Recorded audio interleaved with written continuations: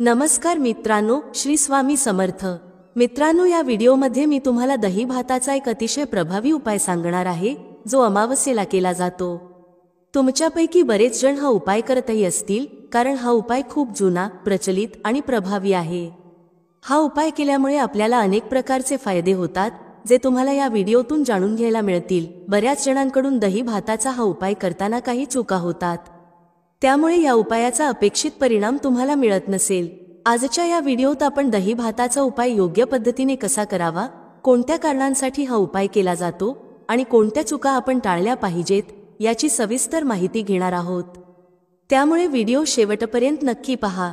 जर तुम्ही आमच्या चॅनेलवर नवीन असाल तर सबस्क्राइब करा आणि व्हिडिओ पाहताना सर्वांनी कमेंट्समध्ये जय माता दी लिहायला विसरू नका। चला तर मग व्हिडिओला सुरुवात करूया। सर्वात प्रथम, दही भाताचा हा उपाय नेमका कोणत्या कारणांसाठी करावा, याची माहिती मी तुम्हाला देते। पहिली गोष्ट म्हणजे, जर आपल्या घरामध्ये वास्तुदोष असतील तरी सुद्धा आपण हा उपाय दर अमावस्येला करू शकतो। दुसरी गोष्ट म्हणजे, आपल्या घरामध्ये पितृदोष असतील, म्हणजे पितरांच्या आत्म्याला सद्गती मिळावी, त्यांचा आशीर्वाद आपल्या पाठीशी कायम राहावा किंवा आपले पितर संतुष्ट राहावेत, या कारणांसाठीही आपण हा उपाय करतो। तिसरी गोष्ट म्हणजे, जर आपल्या घरातील लहान मुलांना किंवा कोणत्याही वयाच्या व्यक्तींना वाईट नजर लागलेली असेल, ज्याला आपण दृष्ट लागणं म्हणतो, तर हा उपाय उपयुक्त ठरतो। उदाहरणार्थ, लहान मुलांना दृष्ट लागली तर ते खाणं पिणं टाळतात, खूप चिडचिड करतात किंवा सतत रडत असतात। मोठ्या व्यक्तींच्या बाबतीत सांगायचं झालं तर त्यांचं डोकं दुखतं, कामात रस राहत नाही, स्वभाव चिडचिडा होतो आणि त्यांच्या प्रगतीत अडथळे येतात। अशा वेळी हा उपाय उपयोगी ठरतो। चौथी गोष्ट म्हणजे, अमावस्या किंवा पौर्णिमा यासारख्या ठराविक तिथींच्या जवळ आपल्या घरामध्ये सतत कटकटी होतात, अनावश्यक भांडणं होतात किंवा काहींना अमावस्या पौर्णिमेच्या वेळी भीती वाटते आणि मन सैरभैर होतं। या कारणांसाठीही दही भाताचा उपाय केला जातो। या उपायामध्ये प्रत्येक वेळी काही बदल असतात आणि ते बदल मी तुम्हाला प्रत्येक कारणानुसार समजावून सांगणार आहे। सर्वप्रथम आपण जाणून घेऊ की दही भात कसा तयार करायचा। दही भात बनवण्यासाठी तुम्हाला तांदूळ लागतील। तुम्ही साधारणतः एक मोठं तांदूळ घ्यायचे। ते तांदूळ व्यवस्थित निवडून त्यामधील कचरा काढा। निवडलेले तांदूळ तुम्ही पाण्यात शिजवू शकता किंवा शिजवण्याआधी धुवूनही घेऊ शकता। दोन्ही पद्धती योग्य आहेत। तर पाणी उकळायला ठेवायचं, पण त्यामध्ये मीठ किंवा तेल अजिबात टाकायचं नाही। उकळत्या पाण्यात धुतलेला किंवा निवडलेला तांदूळ टाकायचा आहे आणि अळणी भात शिजवून घ्यायचा आहे। भात शिजला की तो थोडासा थंड होऊ द्यायचा आणि मगच उपायासाठी वापरायचा आहे। दही तुम्ही थोडंसं आंबट घेतलं तरी चालेल किंवा अगदी ताजं, अजिबात आंबट नसलेलं दही घेतलं तरी हरकत नाही। दह्यासाठी कोणताही कठोर नियम नाही। जर हा दही भात पितरांना नैवेद्य म्हणून अर्पण करायचा असेल किंवा पितरांच्या नावाने घास ठेवायचा असेल, तर तो दही भात तुम्ही पत्रावळीवर किंवा केळीच्या पानावर काढून ठेवू शकता। काही जण अमावस्येच्या दिवशी जेवायला बसतात आणि त्यावेळी ताटाभोवती पाणी फिरवून दही भाताचा एक घास काढून खाली, जमिनीवर किंवा केळीच्या पानावर ठेवतात। हा घास पितरांच्या नावाने काढला जातो आणि नंतर कावळा, कुत्रा किंवा गाय अशा प्राण्यांना दिला जातो। जर तुम्हाला असा घास काढून ठेवायचा असेल तर एखादी प्लेट, पत्रावळ किंवा केळीचं पान वापरू शकता, ज्यावर ठेवलेला घास नंतर प्राण्यांना देता येईल। जर तुम्हाला दही भात डायरेक्ट पितरांच्या नावाने वेगळा ठेवायचा असेल तर पत्रावळीवर किंवा भांड्यात घ्यायचा। त्यात दही मिसळून दही भात तयार करून तो केळीच्या पानावर, पत्रावळीवर किंवा एखाद्या प्लेटमध्ये काढायचा। जर काहीच उपलब्ध नसेल तर पेपरच्या पानावरही ठेवता येईल। हा दही भात घराच्या छतावर ठेवायचा, जेणेकरून पक्षी खाऊ शकतील। जर पक्षी येत नसतील तर हा दही भात मुंग्यांच्या वारुळाजवळ ठेवता येतो। याचा उद्देश असा की कोणत्याही मुक्या जीवाला हा दही भात खायला मिळावा, ज्यामुळे आपल्या पितरांच्या आत्म्याला शांती मिळते। पुढील उपायासाठी दही भाताचा उपयोग कसा करायचा याबद्दल सांगते। तुम्हाला एक गौरी पेटवायची आहे। ती चांगली पेटल्यावर त्यावर थोडासा गूळ, थोडं तूप, तयार केलेला दही भात आणि 2-4 तुकडे शेवयांचे टाकायचे आहेत। त्यानंतर कडेने पाणी फिरवून पितरांचे स्मरण करून नमस्कार करायचा। जेव्हा आगीच्या माध्यमातून हा सुवास तयार होतो, तो आपल्या पितरांपर्यंत पोहोचतो। हा उपाय पितरांसाठी खूप प्रभावी मानला जातो। वास्तुदोषासाठी दही भात एका पुठ्ठ्यावर किंवा भांड्यात घ्यायचा आणि 4 भाग करायचे। नंतर घराच्या 4ही कोपऱ्यांना, बाहेर किंवा छतावर हा दही भात शिंपडायचा किंवा फेकायचा। ही पद्धत वास्तुदोष निवारणासाठी उपयोगी ठरते। त्यासाठी तुम्ही दही भाताचं मिश्रण थोडंसं पातळ केलं तरी चालेल किंवा घट्ट ठेवलं तरीही हरकत नाही।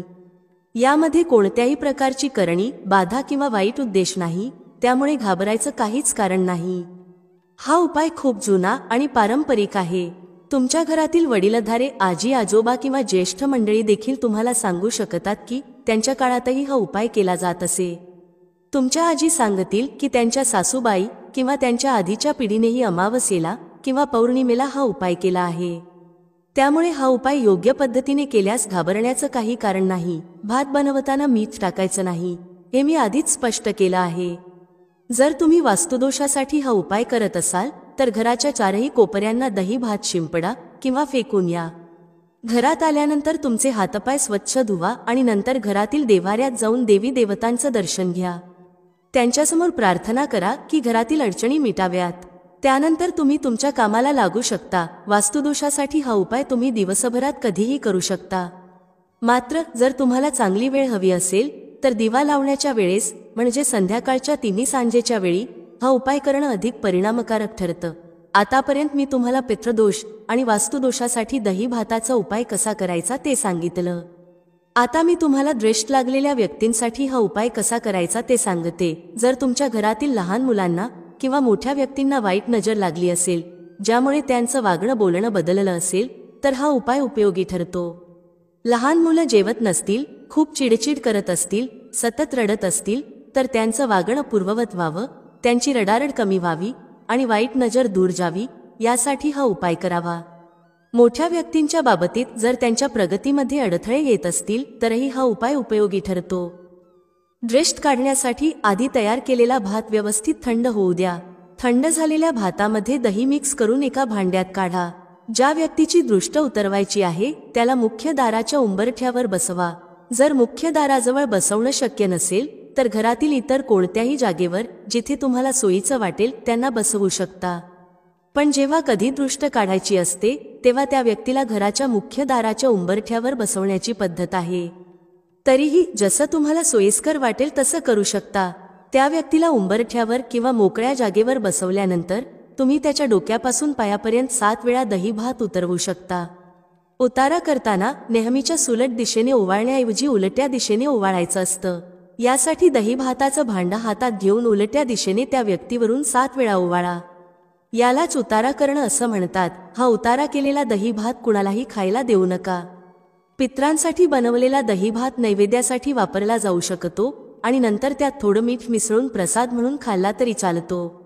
पितृश्राद्धामध्येही पितरांच्या नावाने केलेलं अन्न आपण खातो, त्यामुळे जर दही भात उरला असेल तर त्याला तडका देऊन किंवा मीठ मिसळून खाण्यासाठी वापरू शकता। मात्र नकारात्मक ऊर्जेचा उतारा केलेला दही भात कोणत्याही परिस्थितीत खाल्ला जाऊ नये। उतारा करताना मनात प्रार्थना करायची आहे की ज्या व्यक्तीला दृष्ट लागली आहे ती दूर होऊ दे आणि तिच्या मागच्या सर्व नकारात्मक ऊर्जा नष्ट होऊ दे। उतारा झाल्यानंतर तो दही भात अशा ठिकाणी टाकायचा आहे जिथे कुणाचाही पाय पडणार नाही। जमिनीवरचे जीवजंतू किंवा प्राणी तो खाऊ शकतील, त्यामुळे त्याचा काही हरकत नाही। मात्र तो अशा ठिकाणी ठेवला पाहिजे जिथे तो पायाखाली तुडवला जाणार नाही। तसेच घरात त्या दही भाताचा एकही अंश राहू देऊ नका। जर अमावस्या किंवा पौर्णिमेला मन खूप सैरभैर होत असेल, घरात नकारात्मक ऊर्जा जाणवत असेल किंवा कटकटी भांडणं होत असतील तर त्यासाठीही दही भाताचा उपाय केला जाऊ शकतो। यासाठी दही भात व्यवस्थित मिक्स करून एका पुठ्ठ्यावर किंवा अन्नपदार्थासाठी न वापरल्या जाणाऱ्या भांड्यात भरून ठेवा। अमावस्येच्या रात्री झोपण्याआधी तो भात बाथरूमच्या खिडकीवर, भिंतीजवळ किंवा जिथे सांडपाणी जातं अशा ठिकाणी ठेवा। सकाळी उठल्यानंतर त्या भांड्याला उचलून निर्जन ठिकाणी घेऊन जा, जिथे तो कुणाच्या नजरेस पडणार नाही किंवा कुणाचा पाय तिथे पडणार नाही। तो दही भात अशा ठिकाणी टाकून द्या। घरात परत आल्यावर जर आंघोळ केलेली नसेल तर आंघोळ करा। जर आंघोळ आधीच झालेली असेल तरीही हातपाय धुवायला विसरू नका। यानंतरच तुमच्या कामाला लागा। जर हा उपाय तुम्ही पितृदोषासाठी करत असाल तर तो पितरांच्या आत्म्याला शांती मिळावी, पितरांचा आशीर्वाद कायम राहावा आणि त्यांची नाराजी दूर व्हावी या उद्देशाने केला जातो। संतुष्ट पितर आपल्याला कोणत्याही कामात अडथळा येऊ देत नाहीत। म्हणूनच बरेच जण देवाच्या कोपाप्रमाणेच पितरांच्या आत्म्याला शांत ठेवण्यालाही तेवढंच महत्त्व देतात। पितृदोष किंवा पितरांचा कोपही तितकाच गंभीर मानला जातो। त्यामुळे तुम्ही हा दही भात अशा ठिकाणी ठेवावा जिथे कावळे, कुत्रे किंवा इतर प्राणी आणि पक्षी तो खाऊ शकतील. जर तुमच्या घराला खरोखरच पितृदोष असेल किंवा तुमचे पित्र तुमच्यावर नाराज असतील तर तो दही भात किमान थोडा का होईना प्राणी किंवा पक्षी खातील. परंतु जर पितृदोष नसेल आणि पित्रांशी संबंधित कोणतीही चूक झालेली नसेल तर त्या दही भाताला तोंड लावायला कुणीही येणार नाही. हा अनुभव तुम्हाला नक्कीच मिळेल. जर तुम्हाला असं वाटलं की आजूबाजूला प्राणी किंवा पक्षी असूनही त्यांनी दही भात खाल्ला नाही तर याचा अर्थ तुमच्या घराला पितृदोष नाही. अशा वेळी तुम्हाला हा उपाय पुन्हा करण्याची आवश्यकता नाही. मात्र दर अमावस्येला पित्रांच्या स्मरणार्थ किंवा नैवेद्य दाखवण्याचा नियम म्हणून तुम्ही पित्रांच्या फोटोसमोर दही भात ठेवू शकता. त्यानंतर तो दही भात गाईला, कुत्र्याला किंवा कावळ्याला दिला तरी चालतं. सामान्यतः आपण नैवेद्य ठेवतो आणि प्राणी किंवा पक्ष्यांनी तो खावा अशी अपेक्षा करतो.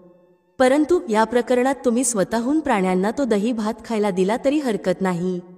हा उपाय तुम्ही कोणत्याही 11 अमावस्येला करू शकता. जर तुम्हाला हा कायमस्वरूपी करायचा असेल तर तेही करता येईल. दृष्ट काढण्यासाठी दही भाताचा उतारा करताना पहिल्या प्रयत्नात फरक जाणवला नाही तरी सलग 11 अमावस्येला हा उपाय करत राहा. मधल्या एखाद्या अमावस्येला तुम्हाला चांगला परिणाम दिसून आला तरीही 11 अमावस्या पूर्ण होईपर्यंत उपाय सुरू ठेवा.